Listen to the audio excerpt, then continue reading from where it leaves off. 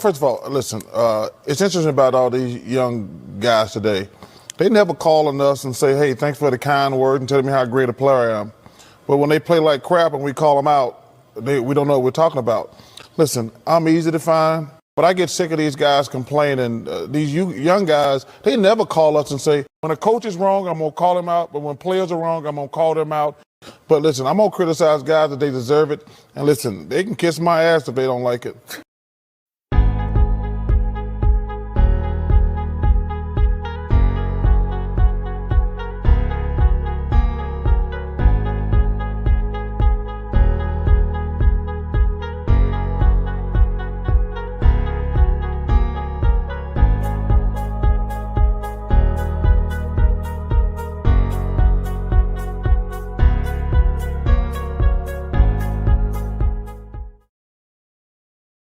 First of all, listen, it's interesting about all these young guys today. They never call on us and say, hey, thanks for the kind word and tell me how great a player I am. But when they play like crap and we call them out, we don't know what we're talking about. Listen, I'm easy to find, but I get sick of these guys complaining. These young guys, they never call us and say, when a coach is wrong, I'm going to call him out. But when players are wrong, I'm going to call them out. But listen, I'm going to criticize guys that they deserve it. And listen, they can kiss my ass if they don't like it.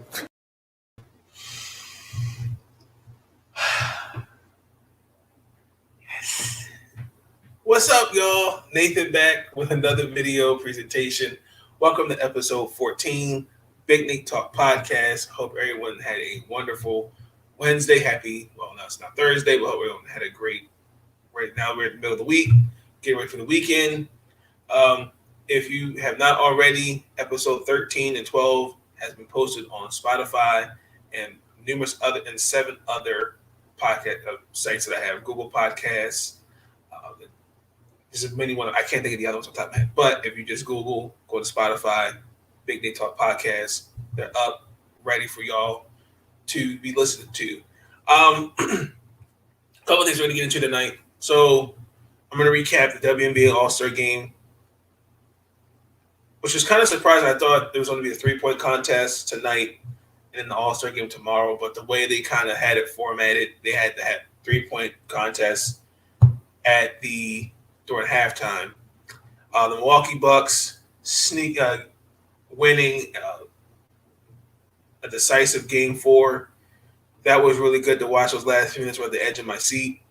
Just Team USA basketball in general, and then we're going to get into the Washington Wizards, and then we're going to end it off with Nneka Ogwumike. FIBA declined her, basically her wanting to play for Nigeria, and they denied their request. And then also, too, we're going to cap off and end the episode recapping the All-Star game. A couple of things I took away from it. It was really good.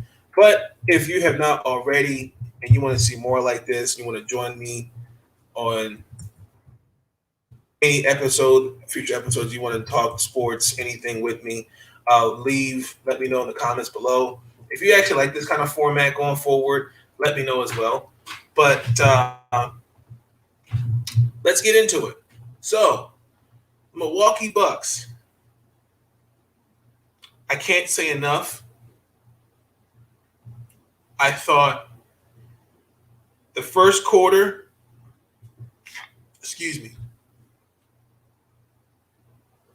back and forth, it was tied at 32 apiece. My only concern going forward, if you're the Milwaukee Bucks, the amount of shots they took looked like the Milwaukee Bricks. Devin Booker, I cannot. Let me say this: shooters always are going to come back from a funk they go through. Devin Booker. Game 5 will be ready. A couple of things I took away from was Chris Middleton. You know, there's this love-hate relationship I have with Chris Middleton. Like, he's a good player, but he's just inconsistent. Like, there's a couple possessions where I really wanted him to be aggressive, and he kind of reluctantly gave the ball up. He scored 14 of his 40 points in the fourth quarter, and then 10 straight in those last 2 minutes of the game. Devin Booker, 38 of his 42 points in the first 3 quarters. Like, on top, and let me just say this for the record, that possession where Chris Paul turned the ball over and Jrue Holiday got the steal, that was a foul, and Devin Booker should have fouled out the game. That actually could be one of the worst non-calls I've ever seen, in my opinion. Cam Johnson, I feel like the Phoenix Suns had this game, and they kind of just let it slip out their hands. Again, Chris Paul did not have he did not have a good night at all. The turnovers, made field goals. I mean, he was aggressive. I mean, if you saw it on camera, he said, "I'm just going to keep shooting." I mean, that's what a great ball player does. He figures it out until he gets it right. But the last play where he turned the ball, where he slipped and turned the ball over, like, to me, that's crazy. A couple other things that I took away from it was Pat Connaughton.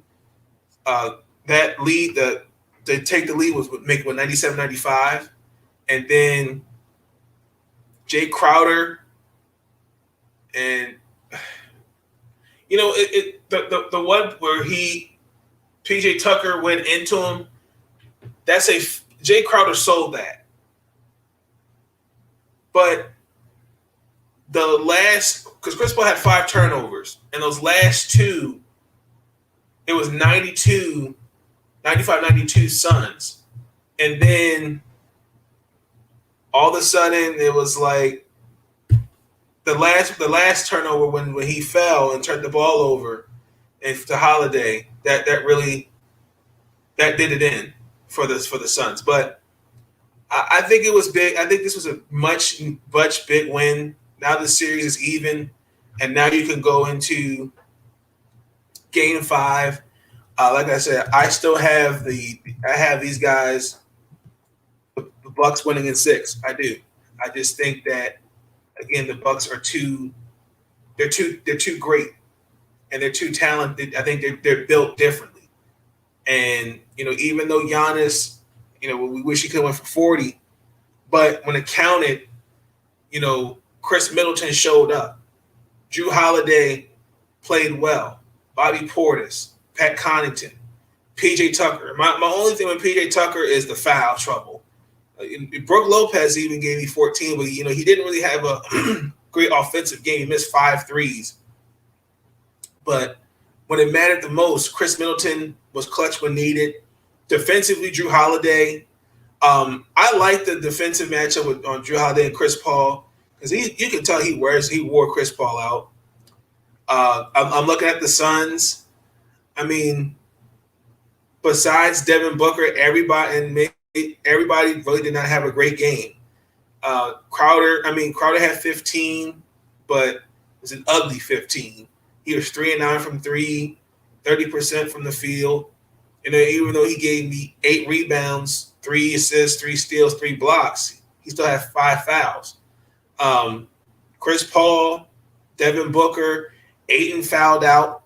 So, he didn't foul out. He had 2 fouls. Booker, I thought he had the foul where I forgot who he grabbed. I want to say it was Connaughton. I thought he fouled out right there. But they're going to have to really limit the fouls. And the turnovers, too, was different. But we all know Chris Paul's going to come out and respond in Game 5. And they're going back home to Phoenix. But for the most part, if your name's not Devin Booker, because Devin Booker didn't have a plus or negative differential. He had a 0. And then Cameron Payne also had a 0. And then Torrey Craig. But I just think the Milwaukee Bucks took advantage of silly turnovers, poor defensive adjustments, and when it counted, everybody showed up. Like again, like Chris Middleton, man, I can't stress that enough. I really can't stress that enough. Like I'm gonna use again StatMuse. You can follow them on Twitter at StatMuse. Uh, Opposing 40-point games in the same finals in the NBA history: 2021 Middleton and Booker, 2001 Shaq and AI, 1993 Jordan and Barkley, 1969 Jerry West and John Havlicek. Chris Paul has had 15 turnovers in his last three games. And note, Drew Holiday Drew Holiday has been defending him. Giannis, I just want to point out these first four games: 26, 14, 8, 3, and 2 on 58% from the field, 41, 13, 6, 1, 61% from the field, 42, 12, 4, 1, and 3, 68% from the field, 2017, 4, 2, 55%. Keep in mind, this is a guy over, 2 weeks ago, hyperextended his left leg. Again, Devin Booker, 42 points, and the rest of the Suns starters combined had 38 points. And he did not, again, as I said, he didn't have a negative or plus differential. Again, Chris Middleton, according to here, steps, again, game 6 against Brooklyn. He dropped 38, had a double-double in that game, 38, 10, and 5. Game 7, a double-double, 23 and 10 and 6. Games 5 in Atlanta, 26 and 13. Game 6 in Atlanta, 32, 4, and 7. Game 4 tonight, 40 and 6. I mean, like, and this is a playoff career high. But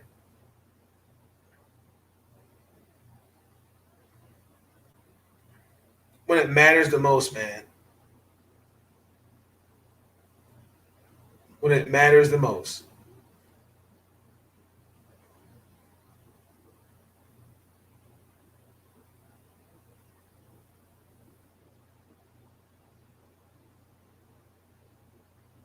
And again, like I said, the last 2 games with Chris Paul, his turnovers is 10.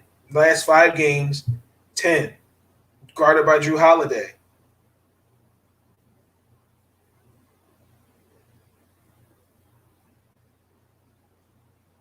Giannis, wow. Check these guys out, man. Good stats to know. But just disappointing if you're the Phoenix Suns. But I think what comes out of this is you go home, you got to regroup and get it together. But if you're the Milwaukee Bucks, I mean, let's celebrate the moment, but the job's not done. We got 2, like I said, we got game 3, we got game 4. Now we got to go to Phoenix and win game 5 and 6. And people want to say what a great comeback this is. The biggest thing, again, Chris Middleton, Drew Holiday, Giannis. Giannis, besides Giannis, the others around him got to step it up. That's all that matters. I mean, Giannis needs a Robin, a Green Lantern. He needs some Justice League characters. He needs a Superman. He needs I can't think of some off the top of my head. But y'all know what I'm saying. The others around him got to step it up. And the way they played tonight, like I said, it's Middleton. Mike Brand said it. Giannis and Chris Middleton are the heart and soul of the Bucks, and they take this team as far as they can take it. So, I mean, that's what stood out to me tonight. I was really on the edge of my seat on this game. I ain't gonna lie to you, because I'm like, oh, okay, because it was 86-79, and that block with Ayton on the alley-oop, that's going to be the thumbnail of this video. That was key. That was really key. Again, Bobby Portis, my gosh, just the energy that they got in those last few minutes. The Suns gave that game away. Let's just call it what it is. The Suns gave that game away. But it was really big, man. Like, But the same thing with Drew Holiday. Drew Holiday's has got to play better. 420 from the field. I actually had a key like that key offensive rebound, but better than that. Better than that. So I mean, I'm convinced the Phoenix. I believe the Phoenix Suns are going to come out and they're going to be ready for these boys. But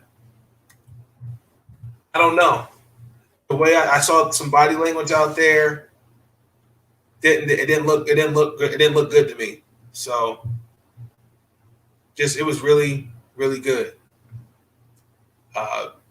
Giannis almost had a triple double too. I just pointed that out. He had 8 assists, so he was two assists away from a triple double. I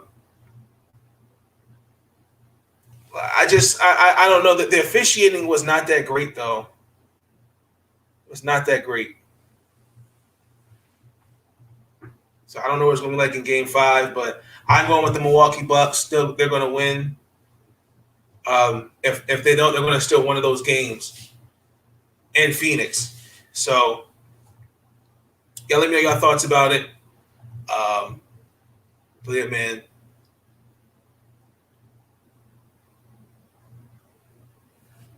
Jeez, I mean, it was what a game. What a game it was.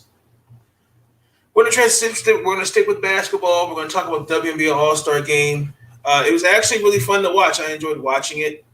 I was a little at first confused with the setup. I thought they were going to have like the 3-point contest first, or they would have it like today and then have the All Star game tomorrow. But obviously that's not going to happen because I think the women, they got to start playing. I think it's Australia. No, Nigeria. They play. So what they did was they played the game and then at halftime had the 3-point contest, which was really good. Allie Quigley, she can shoot the ball. Like golly. It was really, really great. I felt like the game was very physical. Definitely showed up. Definitely met Team WNBA stepped up when it was needed. But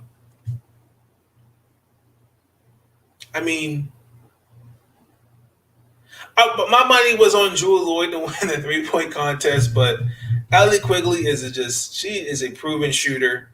Jonquel Jones, that first round was really good. Sammy Whitcomb, she did all right. Not mad at her for it. Arike Ogwumike, All Star MVP. She played really well. She led Team WNBA with 26 points. Brittany Griner with 17 for Team USA. They managed to get the Team USA to shoot 41% from the field, but the All Star game, it was great to watch. I loved seeing the energy there, the crowd. Everybody was really into it. Tina Charles only played like 5 to 6 minutes, and that was it. I know Ariel didn't even play she played less than 3 minutes. So, pretty much, this was kind of just a warm up. I understand, I kind of would expect more, but these girls are getting ready to get ready for the Olympics. So, I think this is a good opportunity to just kind of feel each other out if you're Team USA. But other than that, I really enjoyed it. I'm just really disappointed that, again, the publicity for it did not get out there as I'd like to have seen it. But regardless, I heard, from what I understood, it made most Google searches on was most things searched. So that's one thing I can say I like. I'm real happy about that. But yeah, we won't see these girls until August 15th. So I know Team USA, so we won't see Tina and Ariel Eminem until August. So we got a week. What, week before we come back. So in the meantime, again, congratulations to those that transitions into the Team USA basketball. Again, congratulations to all the girls that got selected to represent, the United States. I wish you well. I know I watched each and every one of you in college and in the pros, and I know what you're capable of doing. I mean, you're all great players. And that's not just the United States, Australia. It doesn't matter where you're from. It feels really great to represent your country. It solidifies the work you've put in, and that God has God has something planned for you. So I just want to wish you guys all the best. Have fun in Tokyo. I know that they declared a state of emergency. Stay safe, but bring home that goal. Bring it home. So I know this show will be in Vegas up until the 18th because the men play Spain, the women play Nigeria, and I think there's a double header tomorrow, the 16th, as I'm recording this video. I think it's the men and women they play Australia. So you got a few more days here before they ship out to Japan. So Washington Wizards. Talk about the Wizards real quick. The Wizards are still on the only team that are still in the head coaching department looking for a new head coach. They'll go forward for this team. From what I'm understanding, I know Derek Ham is a candidate. Wes Unseld Jr. is a candidate. I actually kind of am surprised, but I get it. The Wizards are not going to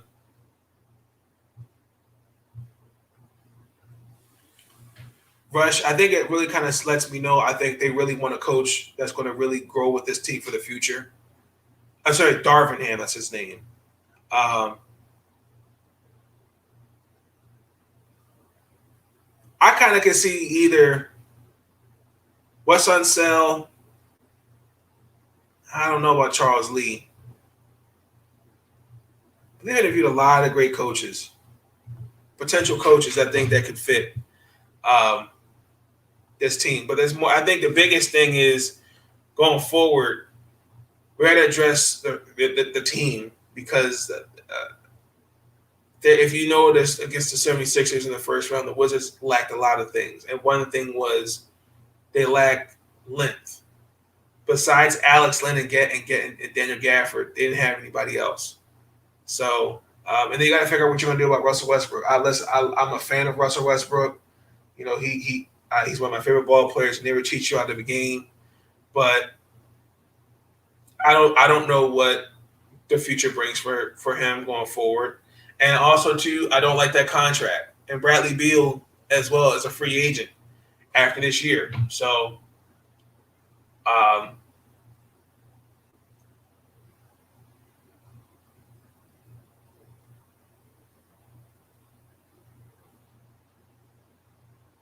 I know I was reading an article where they said John Collins, the Wizards should pursue him, but that's kind of tough. He wants the max, and I don't know if Washington is in that position where they could do sign him. They could do a sign and trade, but it has to be for the right price. So again, the Wizards, man, I really think I'm really curious to see where this goes in the off season as best I can. Just right now, just been searching for a head coach. So, well, real quick, if I had to get the WNBA All Star game this year, I liked it. I just would have liked to have seen. I'd like to see more events. I'd like to see a skills challenge with the league, like what they do with the NBA. I'd like to see a couple more events added to the All Star weekend because it just felt like it was just an All Star day and not more like an All Star weekend. Like with the NBA, it's like 3 days spaced out, and I wish we could do that for the WNBA. But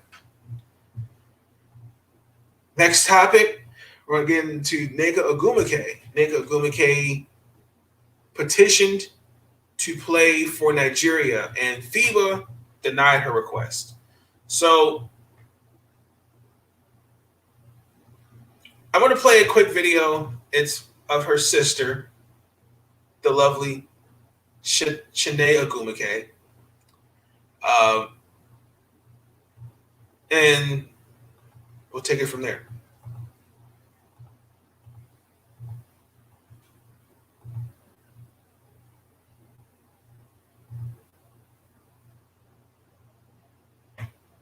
To be an Olympian is the greatest honor for most athletes, and the process to select players should be held to the same exact standard.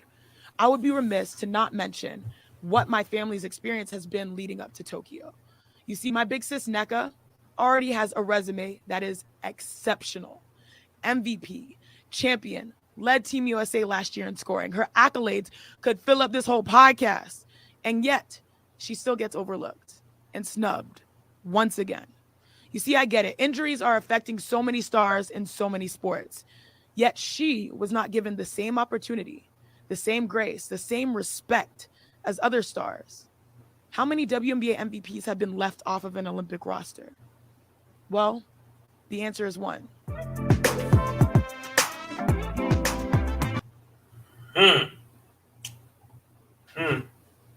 Well, I understand where she's coming from, and I kind of feel like she has a good point about Nneka. Like with Nneka, it was politics. It starts with that committee that selects these guys, and I can't remember the one of them just recently stepped down, and I think some of it had to do with her not being there. But here it's saying that she was notified by FIBA that her petition to play for a native Nigerian upcoming Tokyo Olympics was denied due to substantial involvement of more than 10 years with Team USA. Sources told ESPN on Wednesday. Ogwumike is exploring all of her options, including a possible application to the Court of Arbitration in Sports, sources said. The court could expedite a full hearing if both sides agree. FIBA could also allow Ogwumike to participate until there's a hearing. The Nigerian basketball and also to Elizabeth Williams has Nigerian roots, and they didn't allow her neither because the same thing. She's been involved with Team USA. But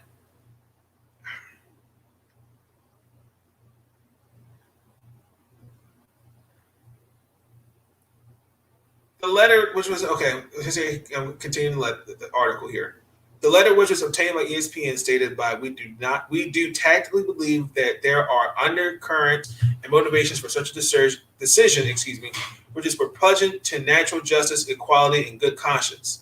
It's also outrightly discriminatory because players of African descent are approved to play for other countries consistently, but the reverse is not the case.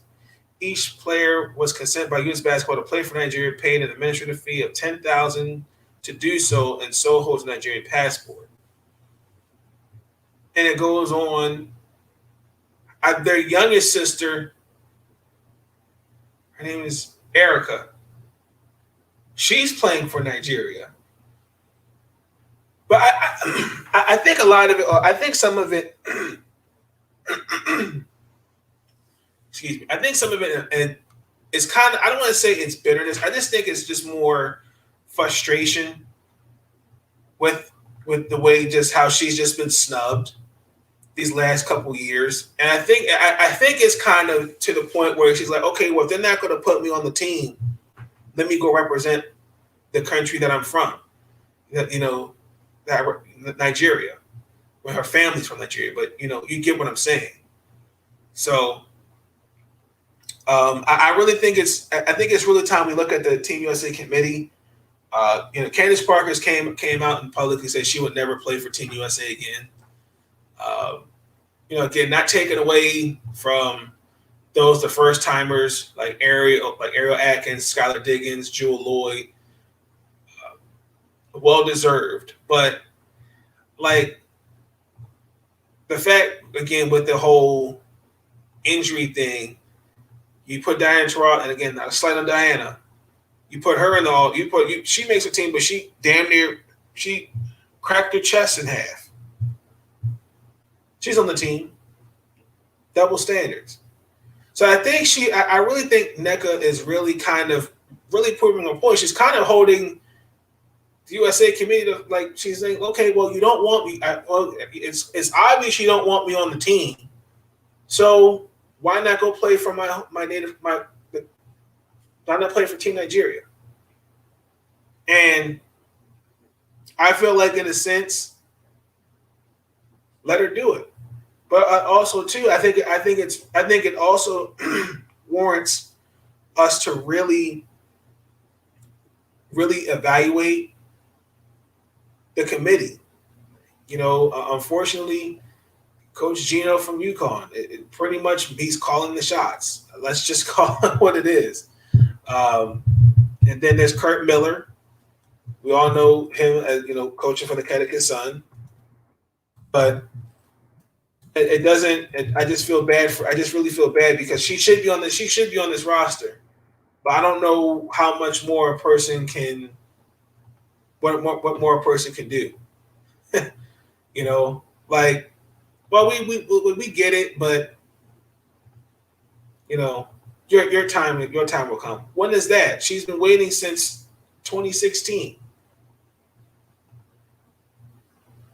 So when you feel like it, when she's like at the end of her career, or when you just feel like,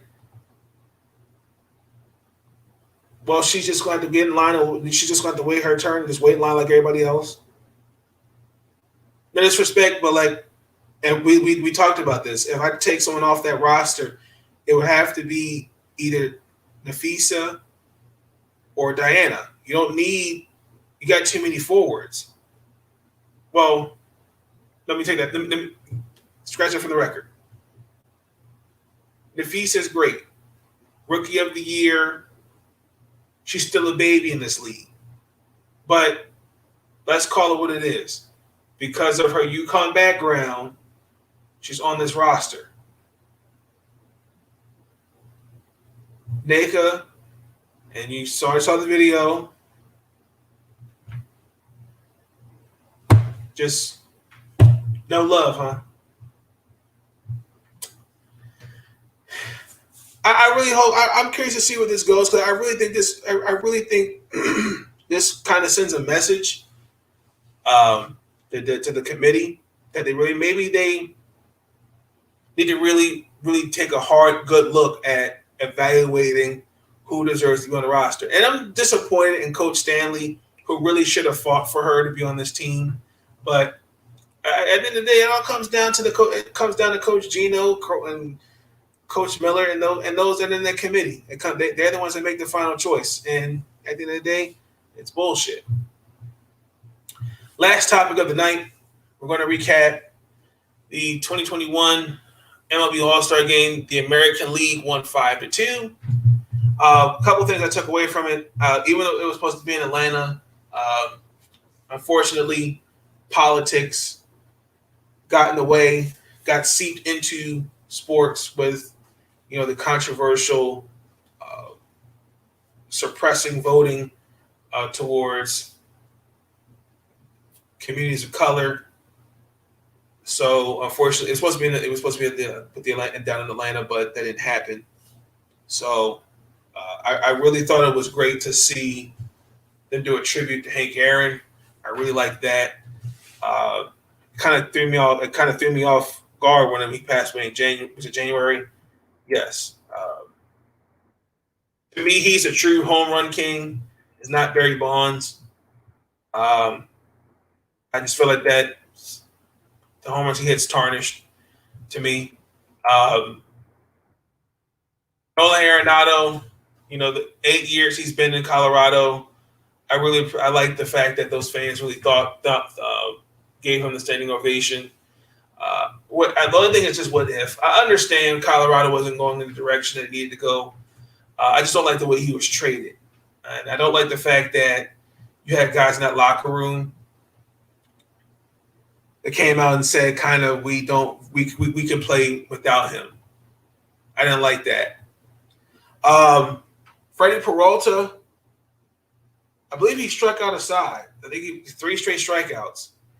So I'm trying to figure who was after that. It was Garcia, Martinez. Oh, who was it? Matt Olson. That's who it was. So I think the last person who did that as a Brewer, I want to say it was Ben Sheets. Was it Ben Sheets? I want to say. I loved Mike Zunino and JT Realmuto. Those guys kind of went at it, kind of showed off like who's the better catcher. Mike Zunino, he can catch. He's definitely he's a good little catcher. There's a couple other things. Oh God, Liam Hendricks, shot to Nick Rosario. We saw, or what I saw looked to me like the debut of the knuckleball. I know, like for example, MLB The Show, they debuted his card, and they didn't get the knuckleball on there, so that was kind of weird. But he got it. He got it. What else was on? I noticed Tatis and Vladimir Guerrero Jr., Ohtani. Vladimir Guerrero Jr. and Vlad are the only father and son duo to hit home runs in the All Star game.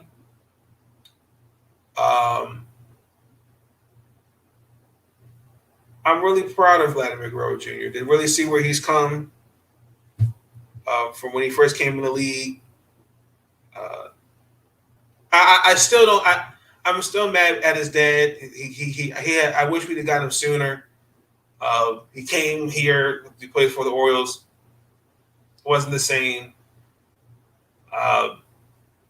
He just reminds me of his dad. Very unorthodox swing. He's one of my MVP candidates.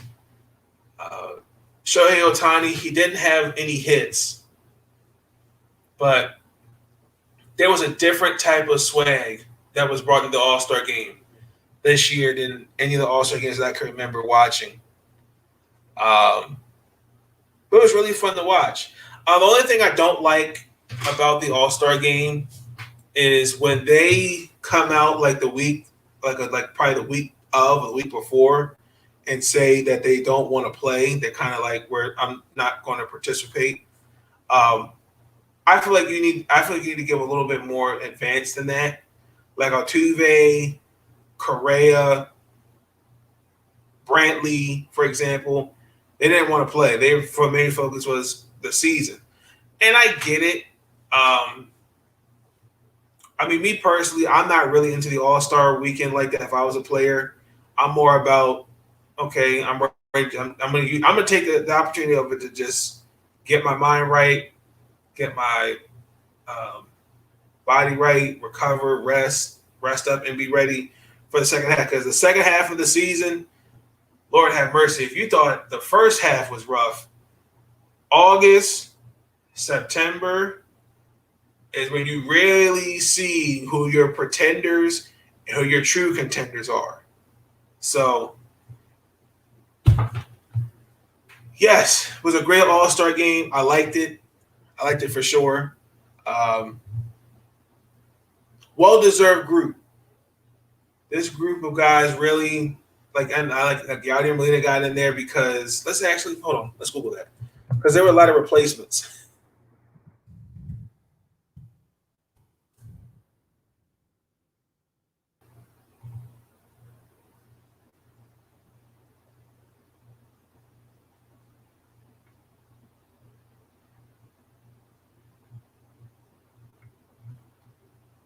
So let's see. Tyson Walker was named as a roster replacement for DeGrom because DeGrom didn't want to play. Brandon Woodruff was Peralta replaced Brandon Woodruff because he started Sunday. Tim Anderson replaced Correa because Correa didn't want to play. Chris Bassett because Ryan Presley didn't want to play. Whit Merrifield was named as a replacement because of Altuve. Wendell because of Brantley. Walker Buehler was named as a replacement for Yu Darvish due to injury. Justin Turner for Mookie Betts injury. Kevin Gausman was supposed to start. He started Sunday, but he was Max was named as a replacement. Yaldier was named as a replacement for Buster due to injury. And then Yaldier got hurt, and then we got Omar Narvaez for Yaldier. So that was kind of interesting. And then Manny Machado was named as a replacement for Ronald Acuna, who's out for the season. I just want to send my thoughts and prayers to him. That was a nasty landing. When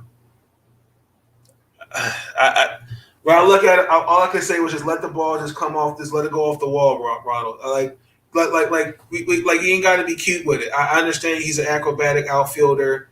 He sacrificed his body, but in that situation, I'm just playing it off the wall. Cedric Mullins, well deserved. Mike Trout, and then his replacement. Mike Trout's injured. Brian Reynolds, Maryland boy, Pittsburgh Pirates, replacement for Ronald Acuna, and then JT Realmuto for Buster Posey. Andrew Kindleridge was named as a replacement for Garrett Cole because Garrett Cole threw 129 pitches. And then Taylor Rogers was named as a replacement for Yusel Kikuchi due to injury. So that's a lot of guys, either injuries or sitting out. I think it's also we got to take into consideration that injuries this year for baseball have really begun to creep up, and they're happening on stars. And I'm not sure if it's due to COVID. I feel like it is. I could be wrong, but maybe we need to reevaluate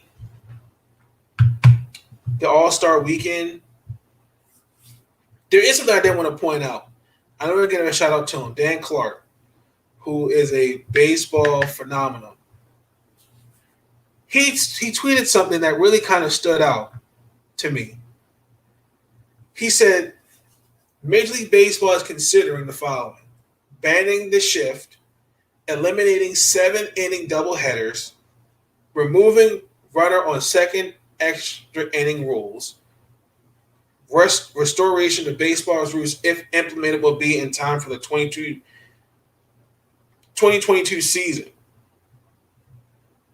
Credit where it's due appears Manfred's listening now. The only thing, once again, like I said, like if y'all paid attention, this is like I just think Rob Manfred it's just not the commissioner for Major League Baseball. He's basically a Bud Selig's lapdog, and he doesn't care about the league. I mean, when he made the comment when he said it's just a piece of metal, the fact that we're going back to the way it was before. I mean, with these guys, who has the energy to play 17 innings? Like, nobody. Like, I think like any team should play defense they want to do with the shift. I think the extra inning rules are great. It's situational hitting. What would you do if there was a runner on second, first, or third, or if the bases were loaded? Like, it creates excitement and it creates more competitiveness. And Major League Rob Manfred is just taking that away. And again, that's what I'm saying. Does not know how to market Major League Baseball. But until then, this is when Major League Baseball will always be distant third. I love baseball, but Rob Manfred, to me, and these owners, they don't get it. They don't, and it's just truly disgusting.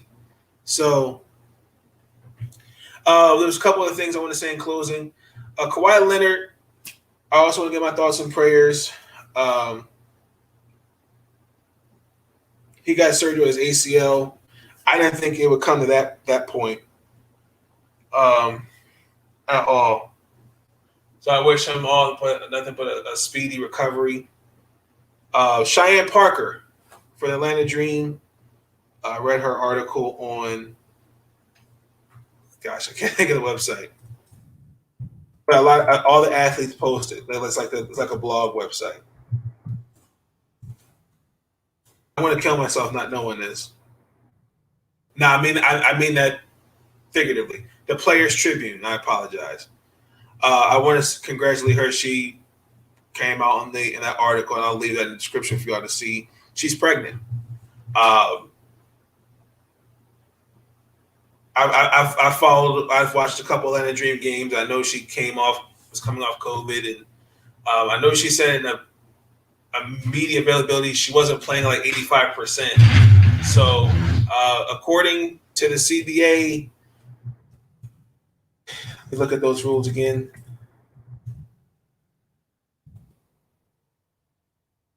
I believe they get like full maternity leave.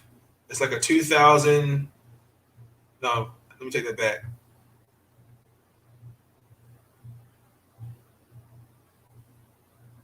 They get housing assistance and they get pay. So they get paid while they're, they can still be like participating, getting back in there with the team. But the only thing is we've had a lot of girls the last few years, like Skylar Diggins, Bria Hartley, De'Erica Hamby, Tiana Hawkins, DeWanna Bonner, Glory Johnson. It's just amazing to see the balancing of motherhood and being an athlete. I got to give them respect for that. And congratulations. Honestly, seriously, for real, congratulations. I wish you and your boyfriend all nothing but the best. But with that being said, that's going to conclude episode 14 of the podcast. Y'all let me know y'all thoughts on these topics I touched on tonight. Who do you have winning Game 5? I have the Milwaukee Bucks winning in Game 5. What do you think of the WNBA All Star game? Team USA, men's and women's. Again, I just wish you guys nothing but the best. I know Book, Holiday, Middleton aren't there because they're wearing each other out in the finals. So Washington Wizards, I can't wait to see what the offseason brings. I can't really wait to see who we're going to draft, who we're going to sign, who's really going to be a part of this team going forward. And then, Nneka Ogwumike.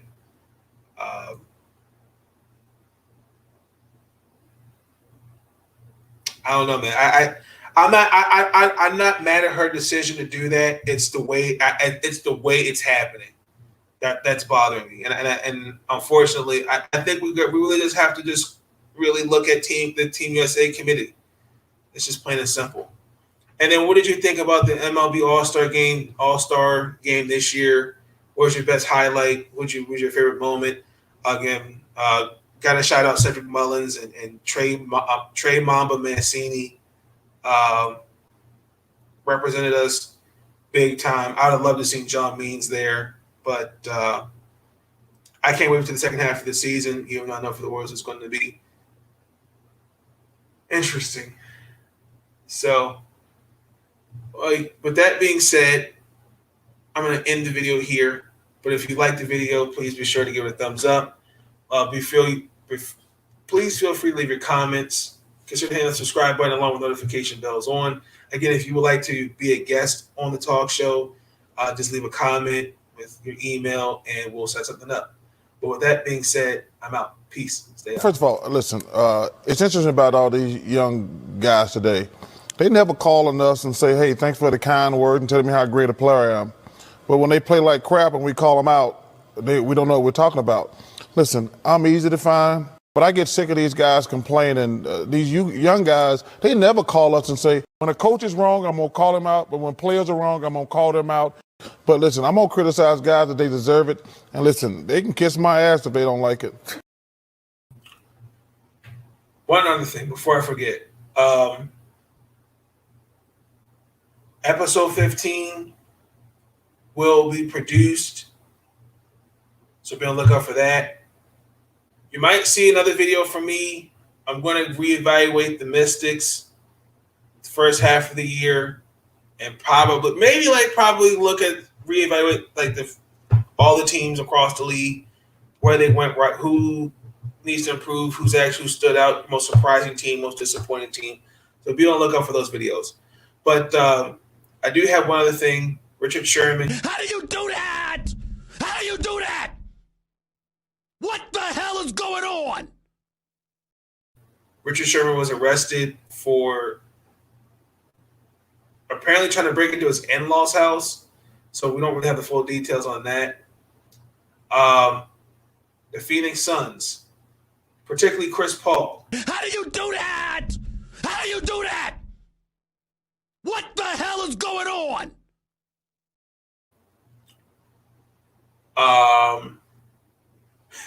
Let me stop playing, y'all. Peace. First of all, listen, it's interesting about all these young guys today. They never call on us and say, hey, thanks for the kind word and tell me how great a player I am. But when they play like crap and we call them out, we don't know what we're talking about. Listen, I'm easy to find, but I get sick of these guys complaining. These young guys, they never call us and say, when a coach is wrong, I'm going to call him out. But when players are wrong, I'm going to call them out. But listen, I'm going to criticize guys that they deserve it. And listen, they can kiss my ass if they don't like it.